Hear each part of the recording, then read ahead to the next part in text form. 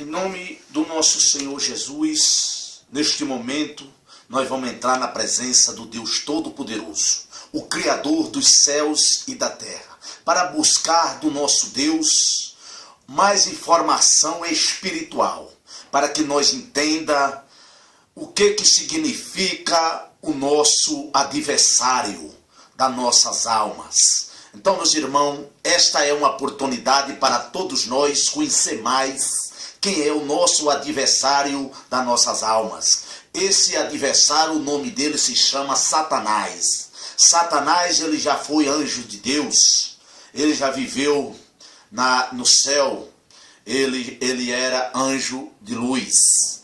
Por ele criar e deixar a inveja entrar no coração dele, ele foi expulso do céu. Por isso que ele, a partir da expulsão dele, ele foi chamado Satanás, inimigo de Deus. Quer dizer, inimigo de Deus e inimigo dos filhos de Deus. Se é inimigo de Deus, é nosso inimigo também, porque nós somos filhos de Deus. Todas aquelas criaturas que saem de criatura de Deus e se torna filho de Deus, é porque é filho e o adversário dele é Satanás. Portanto, meus irmãos, nós vamos entrar numa pregação muito bacana, muito legal e muito reveladora dos conhecimentos espiritual. Vocês que ainda não entendem o que significa o seu adversário da sua alma, que quer levar você para o inferno, é muito bom que vocês comecem a meditar nesses estudos, a qual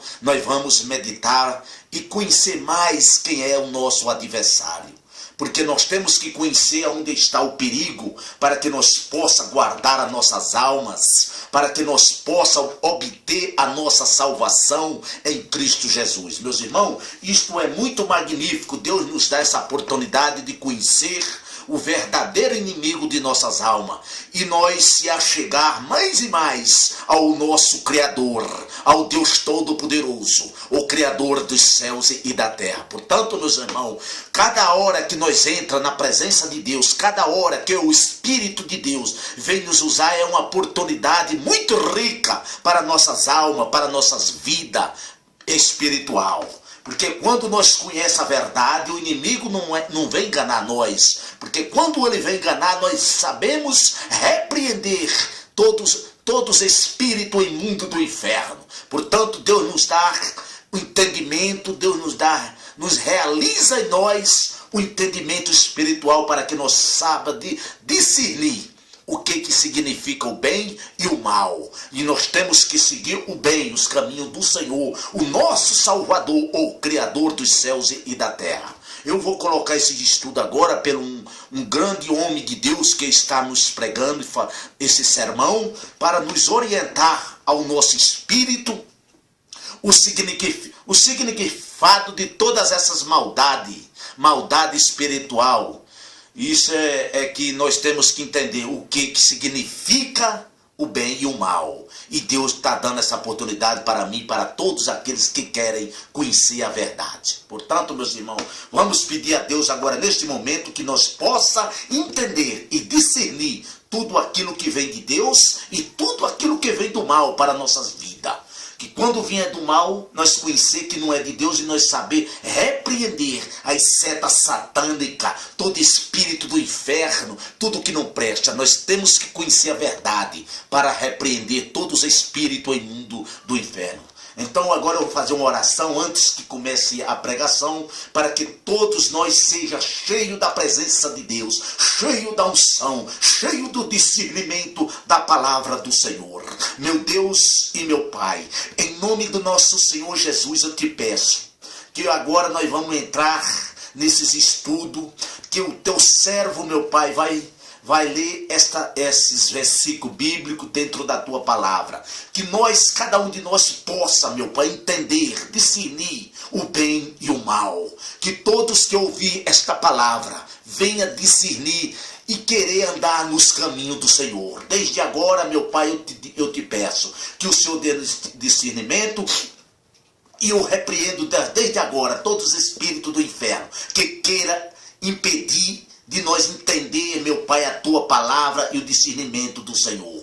Todo espírito do inferno venha ser todos amarrados agora, todos acorrentados e todos sejam lançados dentro do abismo, em nome do nosso Senhor Jesus. Que nem o espírito do inferno possa impedir nós de entender a verdadeira palavra de Deus, porque o Espírito Santo de Deus está conosco, nos dando força, inteligência, para que nós entenda tudo aquilo que vem de Deus, e que todos nós põe em prática aqui na terra a vontade do Deus Todo-Poderoso, o Criador dos céus e da terra. Portanto, meus irmãos, eu já orei a Deus e Deus nos dá. Se você tiver sede e fome de conhecer a verdade, Deus vai te alcançar. Aonde chegar esta mensagem,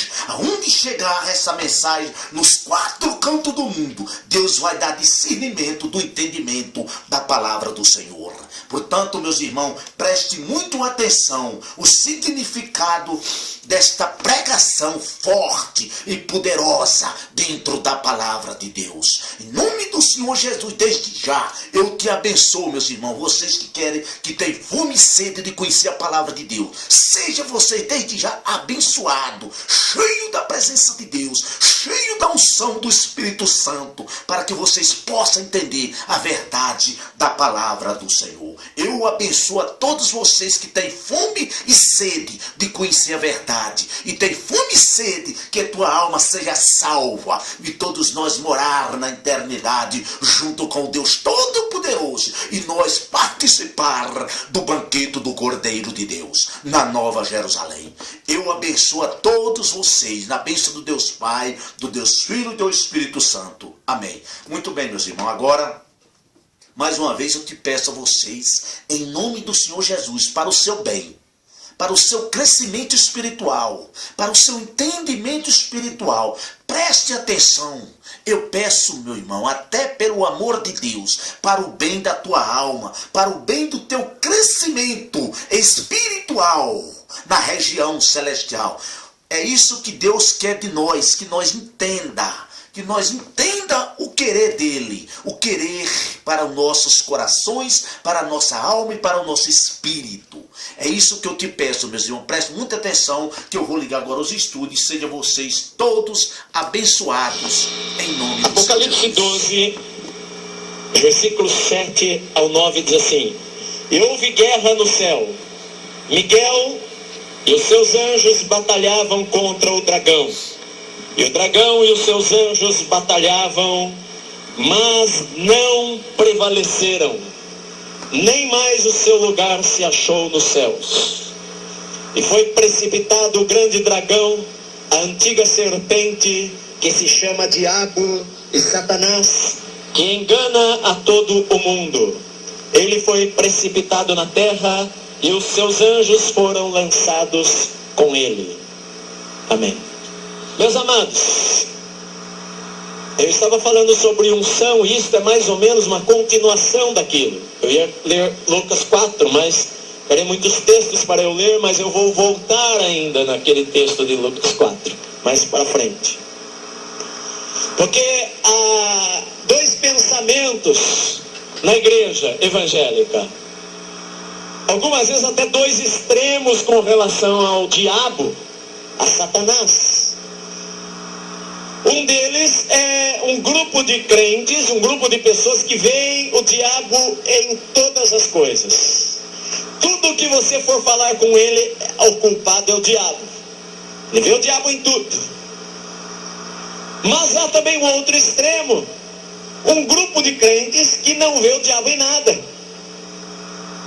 E tudo que você for falar para eles é humano, é coisa do homem. É porque o homem é pecador, é porque o homem tem problemas, é por causa da queda de Adão e Eva.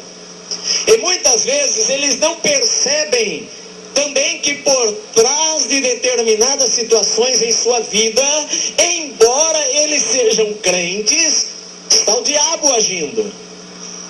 Porque o diabo, eu não acredito que o diabo possua o corpo de crentes verdadeiros. Eu não acredito nisso. Porque se eu sou o templo do Espírito Santo, ele habita em mim, o diabo não vai entrar em minha vida.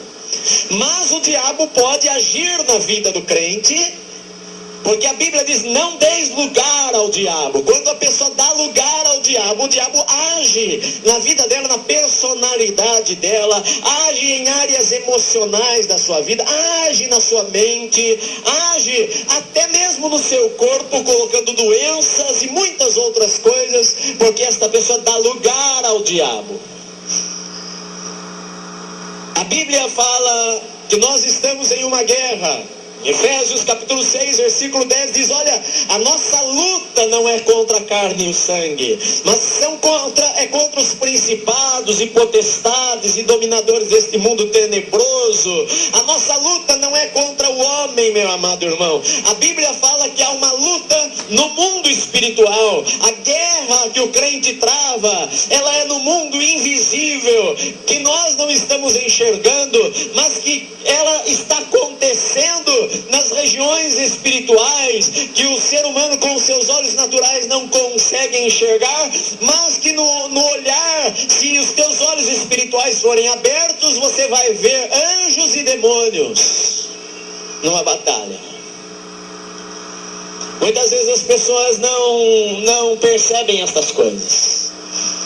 A Bíblia fala que nós estamos em uma guerra. Demônios agem em determinadas regiões, a Bíblia fala também.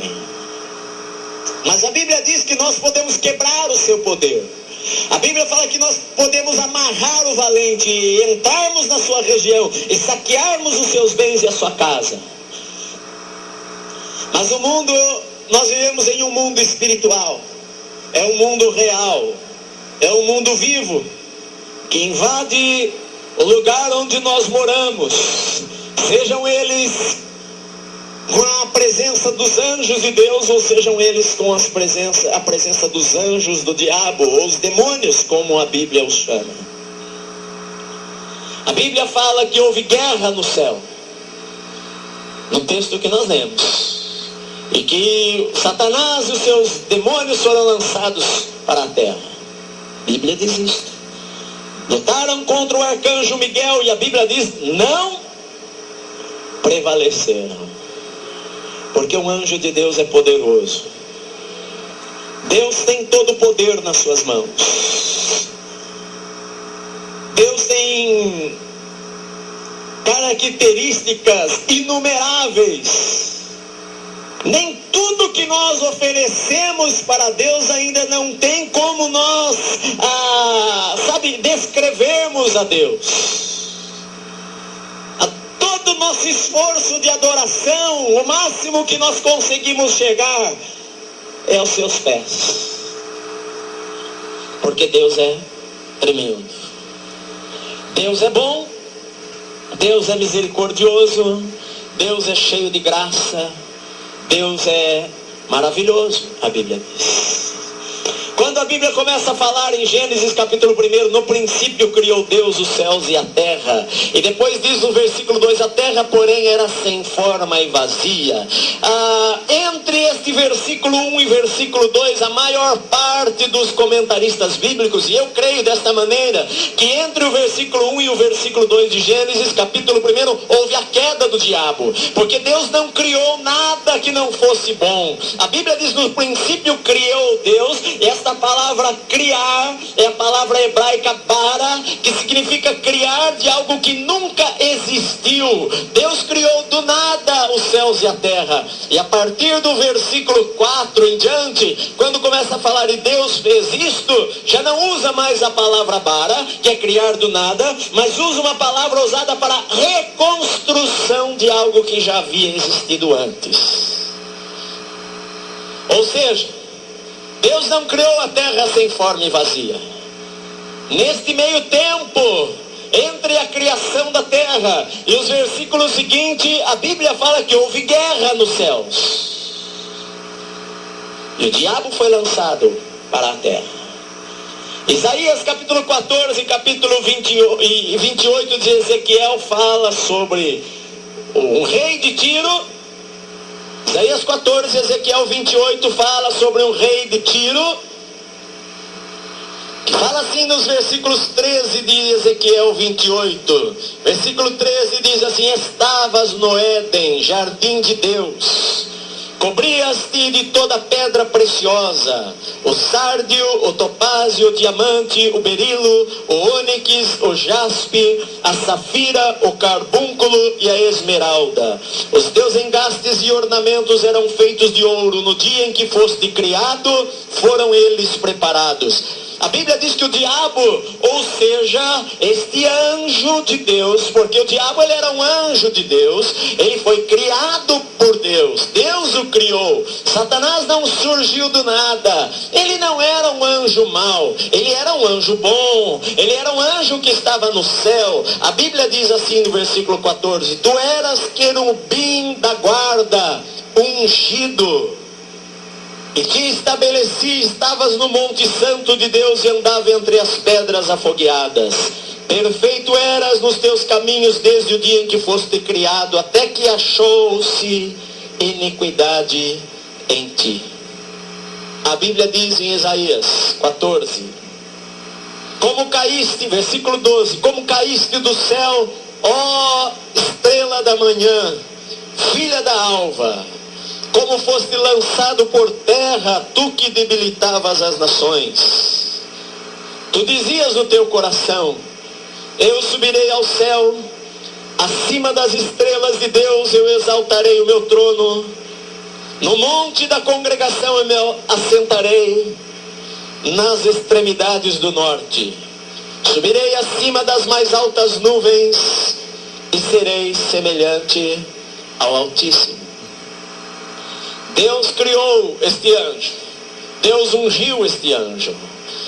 A Bíblia diz lá em Ezequiel, no texto que nós lemos, que em algum momento, meu amado, em algum momento lá no passado, eu não sei há quantos milhões, talvez de anos atrás, ou quanto tempo atrás, ou quantos mil anos atrás, mas há muito tempo no passado, eles estavam lá adorando a Deus. Este anjo estava lá adorando a Deus. A Bíblia diz mais que em um momento a iniquidade entrou no seu coração. No céu não tinha pecado nenhum. Nenhum dos anjos sabiam o que era pecado. Eu não sei como isso aconteceu. A Bíblia não fala todas as coisas. Aquilo que é escondido para nós, eu não sei, eu não posso falar com você o que é. Deus não revelou na palavra. Mas em algum momento a Bíblia diz que achou-se iniquidade no coração de Lúcifer. Ezequiel diz. Em Isaías fala qual foi a iniquidade. Porque ele estava lá adorando a Deus.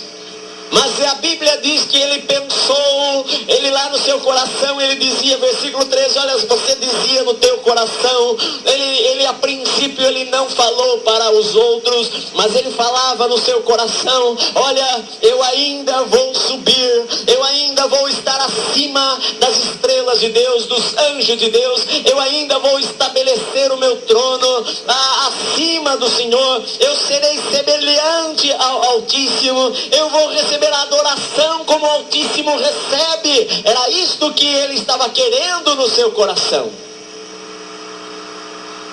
Só que Deus é onisciente. Deus sabe todas as coisas. Deus conhece o teu coração. Deus sabe os teus pensamentos. E a Bíblia diz lá em Apocalipse capítulo 12, foi o texto que nós lemos agora, que ele fala que com a sua cauda ele arrastou a terça parte das estrelas dos céus. A Bíblia no Velho Testamento muitas vezes chama os anjos de estrelas. Na verdade foram anjos. A terça parte dos anjos dos céus foram enganados, foram arrastados após Lúcifer em rebelião contra Deus. A terça parte dos anjos se rebelaram contra Deus. E a Bíblia diz que houve guerra no céu, mas o arcanjo Miguel prevaleceu e os expulsou daquele lugar, porque Deus nem precisou lutar com o diabo, meu amado irmão, porque não tem graça. O que pode? Deus não, com o sopro da boca de Deus, Deus destrói todo o reino das trevas. Mas a Bíblia diz que o orgulho, desejo de ocupar posição que não lhe era dado, o desejo de agir na unção que não é lhe dada,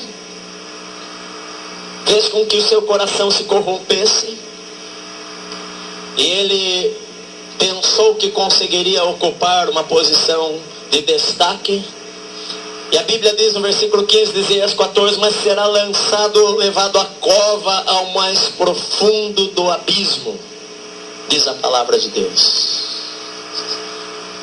Os demônios, os anjos que caíram, passaram a ser chamados de demônios, ou espíritos imundos. E há uma coisa interessante, porque a Bíblia diz que Deus não fez provisão para perdoar os seus pecados. Esses não têm mais perdão. Não tem anjo caído se arrependendo para voltar para Deus. Eles tinham uma tal consciência da presença de Deus que aquilo que eles fizeram foi imperdoável. Foram lançados. No reino das trevas não tem amor. No reino das trevas é um reino de ódio. Os demônios não amam o diabo, queridos. Eles obedecem ao diabo por medo. Eu e você amamos a Deus não é por medo. Nós amamos a Deus porque Ele é maravilhoso e nós o amamos de verdade. Mas ele luta contra você para ofender a Deus. Paulo fala em 2 Coríntios: olha, eu temo que assim como a serpente enganou a Eva lá, assim também vocês sejam enganados. Paulo fala em 1 Timóteo, em 1 Tessalonicenses, escrevendo para os Tessalonicenses, ele fala assim: olha, eu mandei até vocês Timóteo, porque eu temia que o tentador vos tentasse e o meu trabalho no vosso meio fosse tido como inútil. Ele temia que os irmãos abandonassem a fé, ele temia que os irmãos fizessem coisas que não agradassem a Deus. Pecado abre a porta.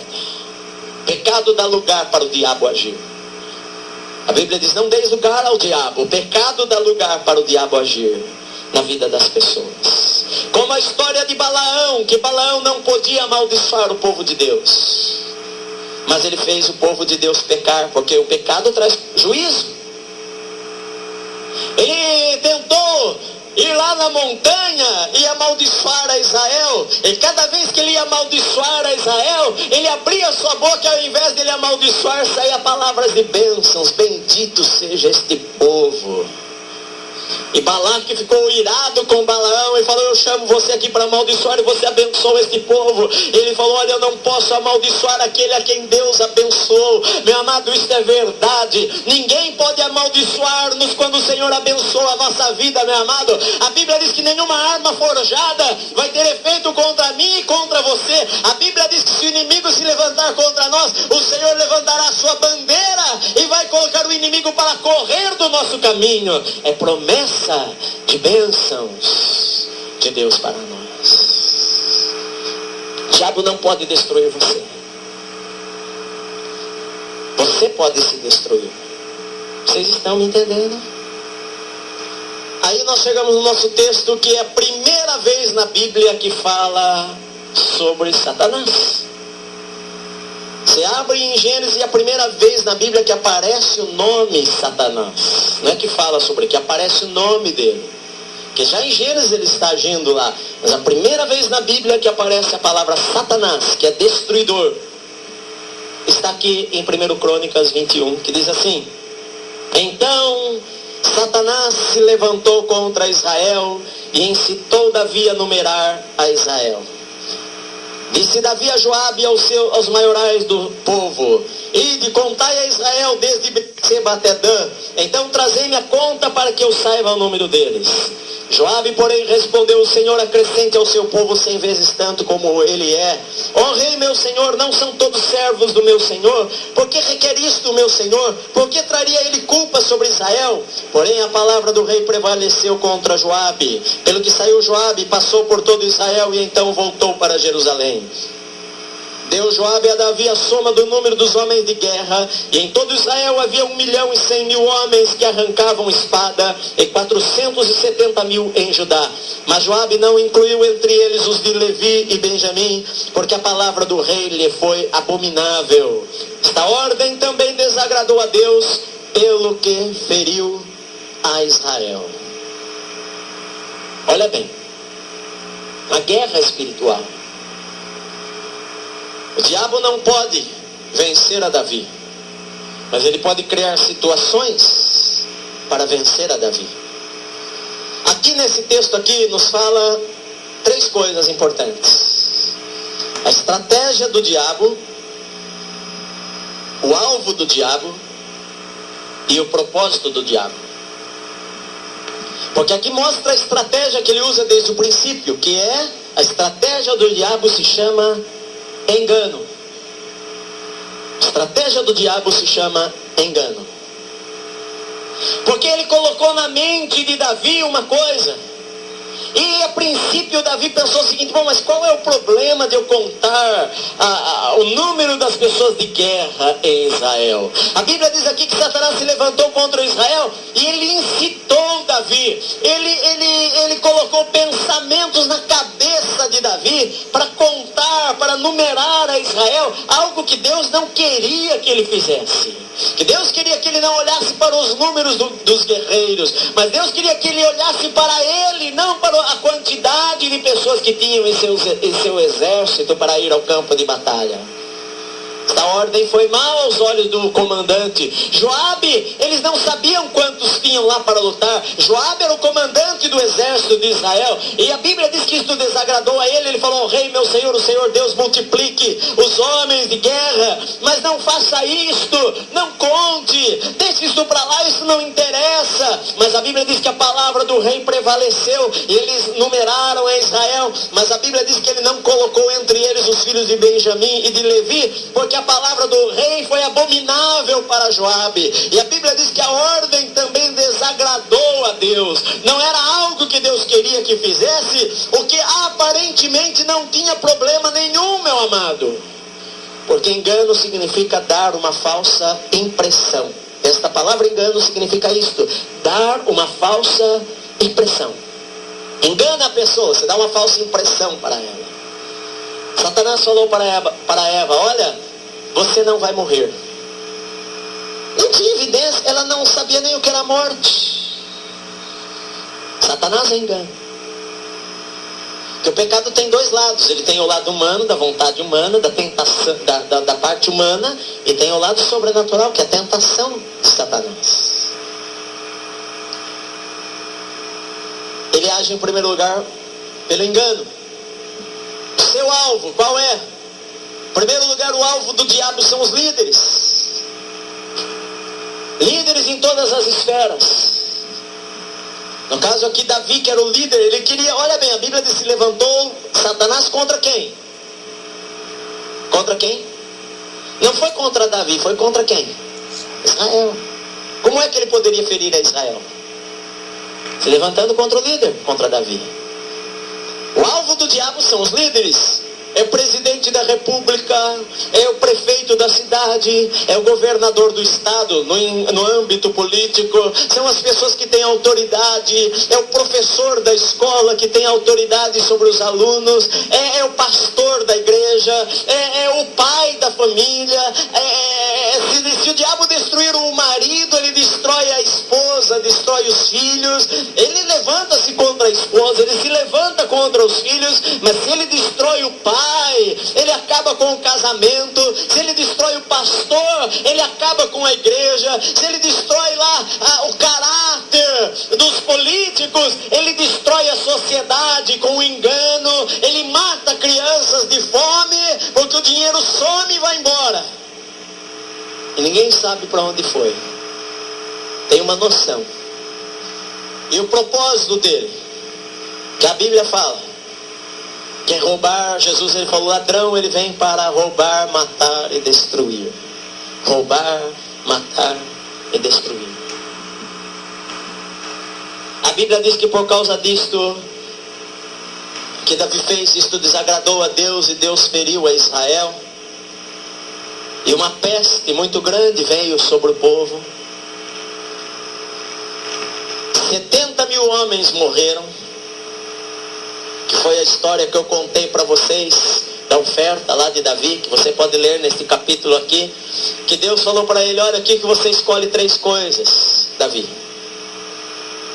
Ou 3 anos de fome, ou 3 meses na mão do inimigo, ou 3 dias nas minhas mãos.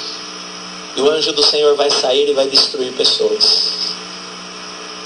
E Deus falou, e Davi falou para o profeta Gade, que veio trazer para ele esta palavra. Ele falou: eu estou em aperto. Estava mesmo. Eu estou desesperado. Caia eu nas mãos do Senhor e não nas mãos dos meus inimigos, porque se eu cair nas mãos de Deus, Deus é gracioso e é misericordioso. Quem sabe Ele vai nos poupar. 70.000 homens foram mortos. Um anjo foi enviado para destruir a cidade de Jerusalém. E o anjo estava com a espada desembainhada na mão, parando no alto da cidade. E Davi estava lá, e a Bíblia diz aqui que Davi olhou e ele viu o anjo. E os anciãos de Israel viram o anjo e se cobriram com um saco. E o anjo estava com a espada desembainhada para destruir a cidade. Então Davi falou assim: vamos fazer um holocausto ao Senhor. E ele vai até a terra de Araúna. E ele fala com o homem: olha, eu quero a tua terra para oferecer o holocausto ao Senhor. E a Bíblia diz que Araúna, ele olhou e ele viu o anjo do Senhor com a espada. E ele falou para Davi: meu Senhor, faça o que o Senhor quiser. Eu dou aqui a terra, eu dou aqui o gado, eu dou a lenha. Quem me oferta ao Senhor? E Davi falou: não, eu não quero. Eu quero que pagar por isso daí, porque eu não vou oferecer ao Senhor algo que não me custe nada. E ele comprou a terra, ele comprou os animais, ele ofereceu holocaustos ao Senhor. E a Bíblia diz que o Senhor deu ordem ao anjo, e o anjo pegou a sua espada e embainhou-a, enfiou na bainha. Não destruiu a cidade por causa da oferta de Davi. Porque quando você peca, você abre e dá lugar para a morte. Tiago capítulo 4, versículos 7 e 8, você não precisa ler agora, mas diz assim: olha, sujeitai-vos portanto a Deus, resisti ao diabo, e ele veja o diabo pelas costas, ele fugirá de vós. Fale não. Quando vier na tua mente um pensamento para desobedecer a Deus, fale não. Fuja dos lugares que te levam ao pecado. Não ande com pessoas que só querem te levar para longe de Deus. Fuja de relacionamentos de namoro, ou namorado ou namorada que quer levar você para longe de Deus. Diga não. Resista ao diabo e ele vai fugir de você. O pecado de Davi trouxe consequências para Israel, e o pecado teu traz consequências para a tua família. Abre portas para o diabo atacar a tua família se você não se arrepender. Nós estamos numa guerra, mas nós já temos garantida a vitória, porque Jesus venceu por nós na cruz do Calvário. Não deixe o diabo te enganar, meu amado. Viva para Deus, sede sóbrios, ande em santidade, ande em retidão, jejue, ore, busque ao Senhor, pratique a palavra, seja correto, ame a Deus de verdade, fuja do pecado, fuja de coisas que entristeçam ao Senhor, consagre a tua vida a Deus. É tempo de você orar, é tempo de se consagrar ao Senhor, é tempo de você jejuar, é tempo de você colocar o teu rosto lá no teu quarto, meu amado, e chorar na presença do Senhor, buscando a Deus com todo o teu coração. E você que vai ver que o diabo não tem poder sobre a tua casa. Os teus filhos vão crescer na bênção de Deus, vão dominar a terra, vão prosperar, vão conquistar. A tua família vai ser feliz, o teu relacionamento com a tua esposa vai ser uma maravilha, vai ser alegria dentro da tua casa, porque Jesus é o Senhor lá dentro da tua casa. Amém? Glória a Deus. Semelhante ao Altíssimo, e Deus que sabe todas as coisas, Deus que é onisciente, não há nada escondido para o Senhor. Deus sabia dos planos e propósitos daquele anjo, e Deus então o expulsa da sua presença, e ele é lançado para fora da presença de Deus, junto com a terça parte dos anjos do céu.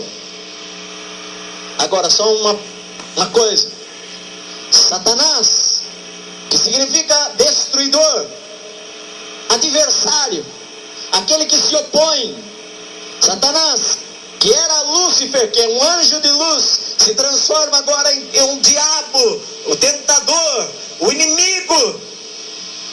Ele é limitado. Ele não é onipotente, não pode todas as coisas. Ele não é onisciente, ele não sabe nada, ele não lê mente. Ele joga coisas na mente. Ele descobre as coisas pelas nossas reações, mas ele não sabe. Ele não é onisciente. Ele não é onipresente. Sabia? O diabo não está em todo lugar. Tem gente que pode falar se o diabo está aqui, mas pode ser demônios que estejam em determinado lugar, porque o diabo é um só. Ele não está em toda parte. Ele não é Deus. Deus está em todo lugar. O diabo não. Mas ele foi lançado para a terra. E ele queria ofender a Deus. Ele não tinha autoridade sobre a terra, porque não lhe foi dada a autoridade sobre a terra. Deus deu autoridade na terra para quem? Para o homem, para Adão e para Eva. Deus falou para Adão: vocês são autoridade aqui nesta terra. Deus deu livre-arbítrio ao homem, a escolha, decidir o que fazer. Você logo vê, logo nos primeiros capítulos da Bíblia, que Caim e Abel tem lá, Caim tem inveja do seu irmão Abel e o mata, e aí começa uma série de homicídios na terra, e começa a entrar guerras, e intrigas, e inveja, e ciúme, e as obras da carne, e o diabo começa a dominar a vida do homem, a exercer autoridade sobre o homem. Porque o homem lhe deu o direito legal de agir aqui nessa terra. O homem perdeu o direito de dominar. Nós não éramos obrigados a isto, mas nós escolhemos este caminho. A Bíblia nos fala muitos textos sobre isso daí. Eu quero ler alguns versículos aqui em João mesmo, onde você está. Em João 12, vire um pouco a página. Jesus, ele falou isso daqui, olha. Jesus, ele disse assim, versículo 31, agora é o tempo do juízo deste mundo, agora será expulso o príncipe deste mundo. Olha só, Jesus diz, o príncipe deste mundo, capítulo 14, versículo 30, diz assim, olha, já não falarei muito convosco, pois se aproxima o príncipe deste mundo, ele nada tem em mim. João capítulo 16, versículo 11, do juízo, porque já o príncipe deste mundo está julgado. Então olha bem, Jesus, ele fala sobre o príncipe deste mundo. Ele fala que Satanás é o príncipe deste mundo. E a Bíblia diz lá em Colossenses capítulo 1, versículo 13 e 14, que há dois reinos, que nós somos libertos do império das trevas. A Bíblia fala sobre o império das trevas, o lugar onde Satanás governa e domina a vida das pessoas, porque lhe foi entregue esta autoridade. Por isso que foi necessário que Jesus viesse. Quando Jesus pregou, ele demonstrou que o reino de Deus é mais poderoso do que o reino das trevas, queridos. Ele andou por toda parte, a Bíblia diz, fazendo bem e libertando a todos os oprimidos do diabo. Porque para isto se manifestou o Filho de Deus, para destruir as obras de Satanás, a Bíblia diz. E ele curou os doentes, ele ressuscitou os mortos, ele operou milagres, ele operou prodígios, ele operou sinais, ele fez maravilhas, ele deu vista aos cegos. Mas quando ele tinha 33 anos, ele foi para Jerusalém, ele falou para os seus discípulos, olha, eu vou para lá e vão pegar em mim, vão fazer tudo aquilo que eles quiserem. E Pedro falou, Senhor, não fala isso não vai acontecer. E Jesus o repreende e fala para ele, para trás de mim, Satanás, você não entende das coisas de Deus. Como vem que todas estas coisas aconteçam? Estava escrito no Velho Testamento que ele deveria vir, deveria sofrer, deveria padecer, deveria pagar o preço dos pecados dos homens. E ele foi preso, foi traído, foi preso, Na época da Páscoa dos judeus, Jesus foi tentado, mas ele não pecou nenhuma vez. Jesus nunca mentiu. Jesus nunca teve ciúmes. Jesus nunca teve inveja de ninguém. Jesus nunca falou o nome feio. Jesus nunca cobiçou a mulher de ninguém. Jesus nunca enganou alguma pessoa. Jesus tinha um coração puro. Ele obedeceu a Deus. Ele não era para morrer porque ele não cometeu pecado. Era necessário então que ele vivesse para sempre. Mas o que é que ele fez? Ele falou: não, eu vou dar a minha vida para que eles possam voltar à condição de poderem ter comunhão com o Pai livremente. Por isso que ele não desceu da cruz. Porque se Jesus não fosse para a cruz, eu e você éramos escravos do pecado e do diabo ainda, meus amados.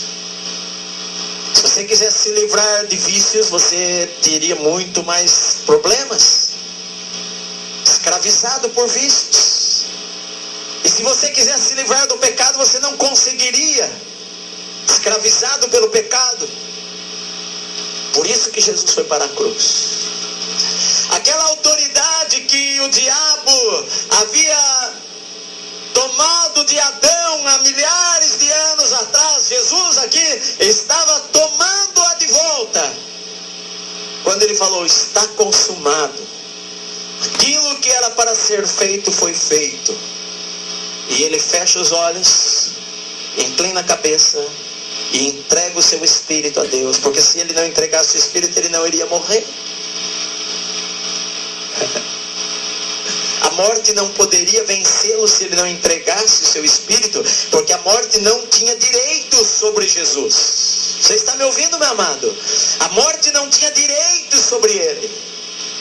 O salário do pecado é a morte. Ele não pecou, a morte não poderia tocar nele, a não ser que ele entregasse o seu corpo para a morte.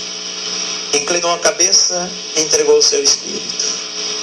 Amém? O Espírito de Jesus não morreu. O corpo de Jesus ficou lá na tumba.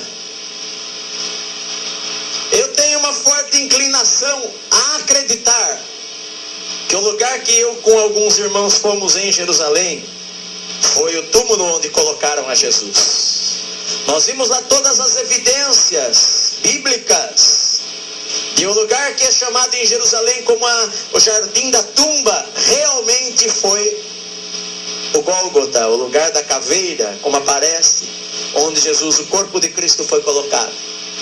Ficou ali sexta noite, sábado o dia todo, até domingo de madrugada. Onde Jesus está? Onde Jesus está? Primeiramente, a Bíblia diz onde ele estava. Porque quando o ladrão na cruz falou para ele: Senhor, lembra-te de mim quando entrares no teu reino. O que é que Jesus falou para ele? Hoje mesmo estarás comigo no paraíso. Então quer dizer que Jesus naquele dia mesmo foi para o paraíso.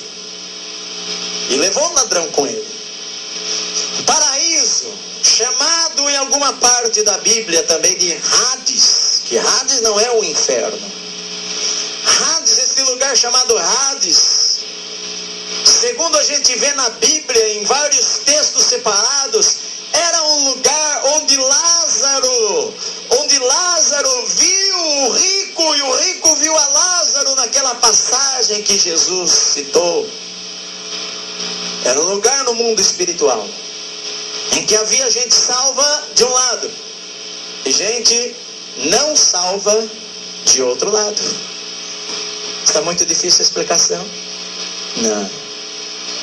Era um lugar que as pessoas até se viam.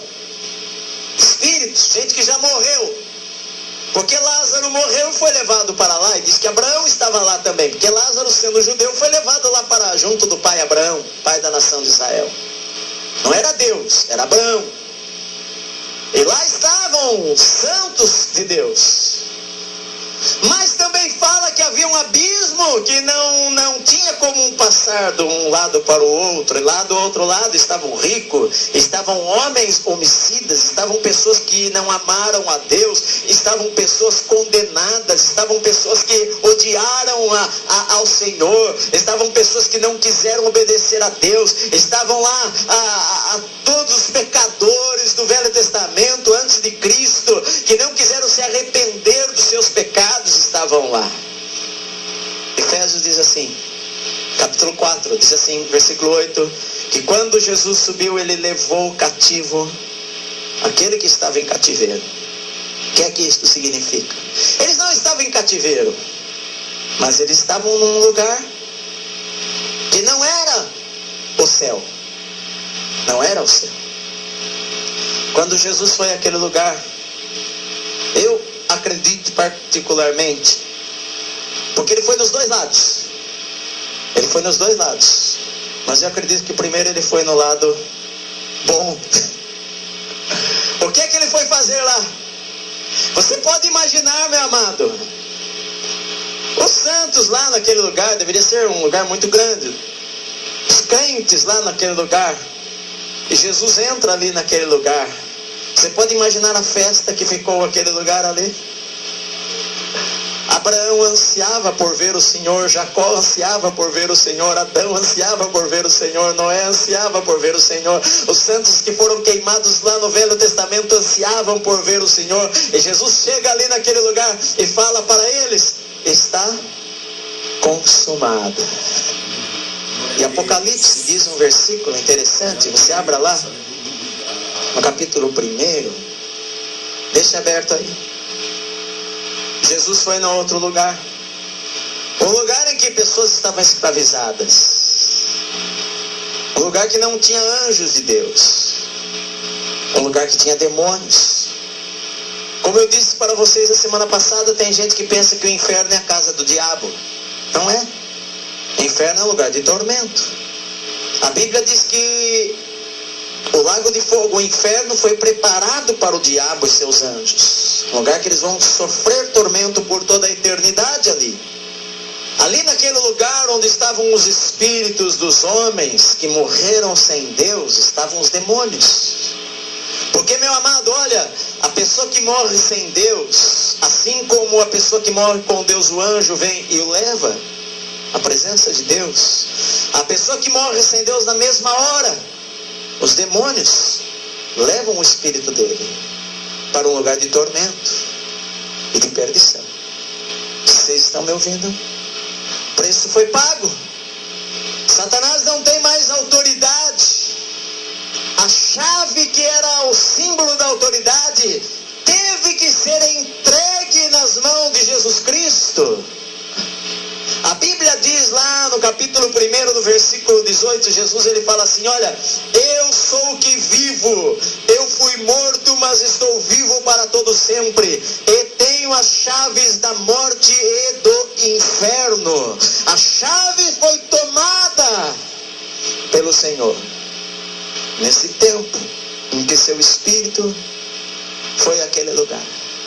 Quando Jesus terminou de tomar o domínio sobre o diabo, ali naquele lugar, o seu espírito voltou novamente ao seu corpo que estava ali, naquela sepultura, pelo terceiro dia que estava ali, sexta-feira à noite, sábado o dia inteiro e domingo ao nascer do dia. E a morte não tinha poder sobre o corpo de Jesus, sendo que ele entregou o seu espírito, e agora o seu espírito entra de novo no seu corpo.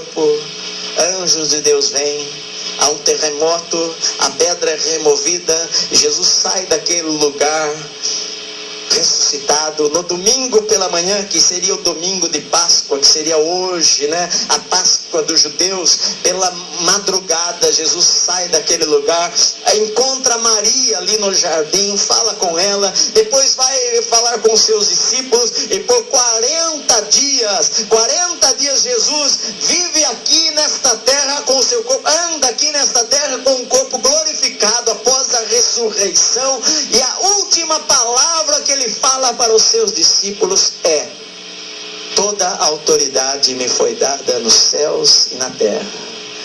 Portanto, ide e fazei discípulos de todas as nações, batizando-os em nome do Pai, do Filho e do Espírito Santo, ensinando-os a guardar todas as coisas que eu vos tenho dito, e eis que eu estou convosco todos os dias até a consumação dos séculos.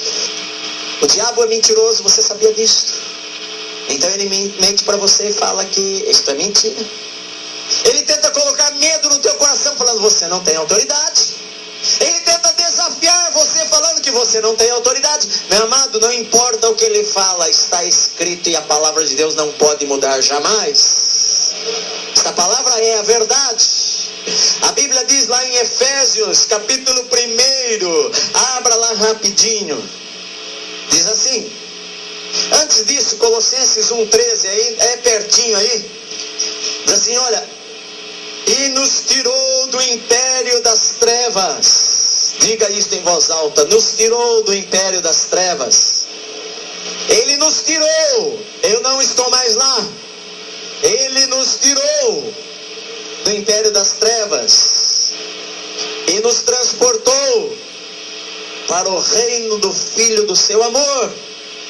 Ele nos tirou do império das trevas e nos transportou para o reino do Filho do seu amor. A Bíblia diz, foi a maior vitória que alguém já pôde ter.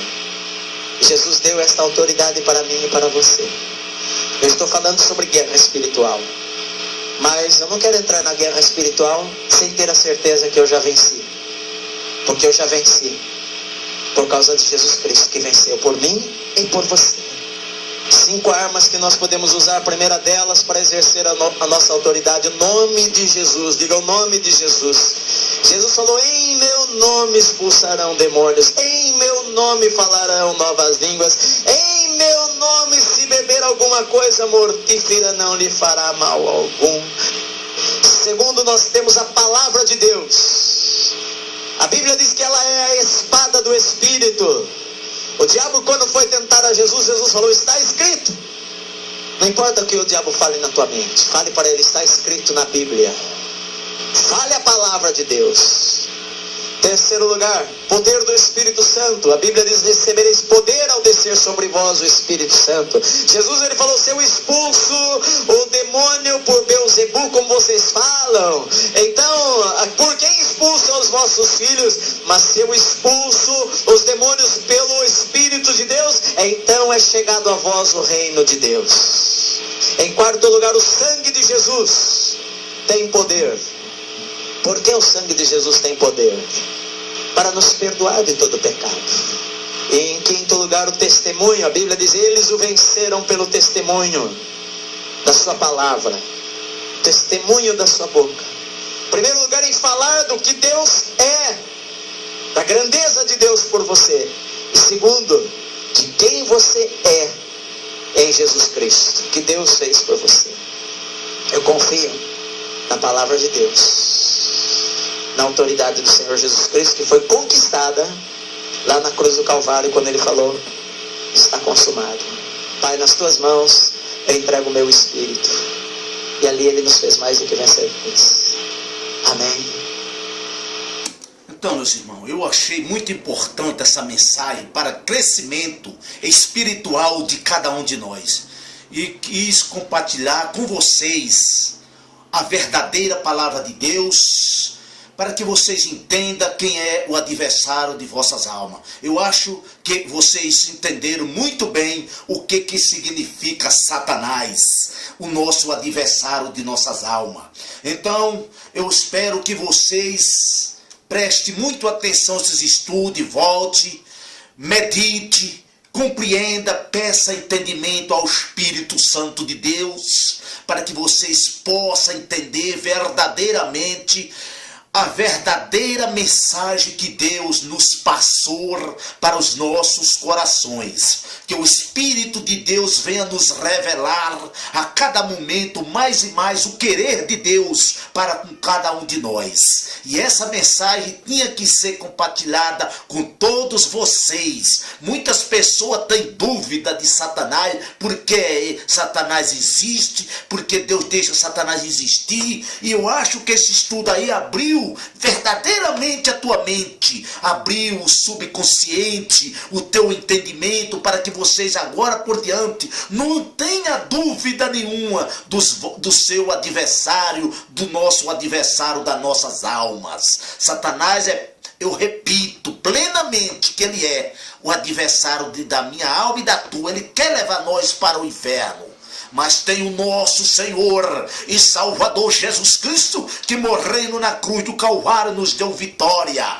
Porque lá no princípio, quando você entende os estudos, lá no princípio você vê que Deus deu nessa terra autoridade, foi para o homem, não foi para o diabo. Mas o homem, caindo no pecado, passou a autoridade que tinha para Satanás, porque ele pecou. E aí houve separação do homem para com Deus. E Satanás tomou de conta da autoridade deste mundo. Você vê em algum versículo que ele falou, Satanás, Jesus Cristo falando, Satanás é o príncipe deste mundo, porque ele passou a ser príncipe por causa do pecado que o homem cometeu. E aí, entrando no pecado, o homem ficou separado de Deus. Mas quando Jesus Cristo veio, ele nos deu essa autoridade de volta, porque Jesus Cristo nos disse e nos falou, toda a autoridade foi nos dada nos céus e na terra.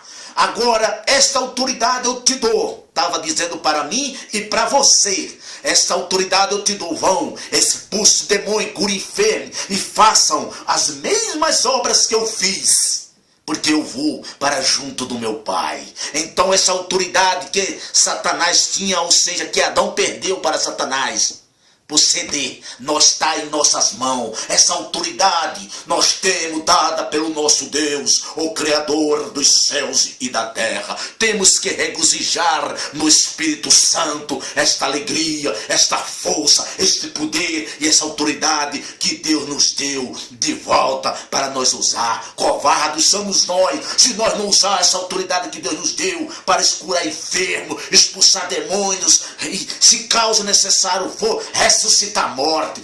Tudo para a honra e glória do Deus Todo-Poderoso. Meus irmãos, não devemos ser covardes, devemos ser filhos do Deus Altíssimo, devemos ter a coragem, o espírito de coragem, não o espírito de covardia, porque Deus não deu a nós espírito de covardia, Deus deu espírito de força, de poder e de autoridade. Portanto, meus irmãos, essa passagem, essa leitura, esse sermão, eu gostei muito de compartilhar com vocês nos 4 cantos do mundo, para que vocês não tenham mais dúvida quem é Satanás e quem é o nosso Senhor e Salvador Jesus Cristo, com a autoridade que Ele nos deu.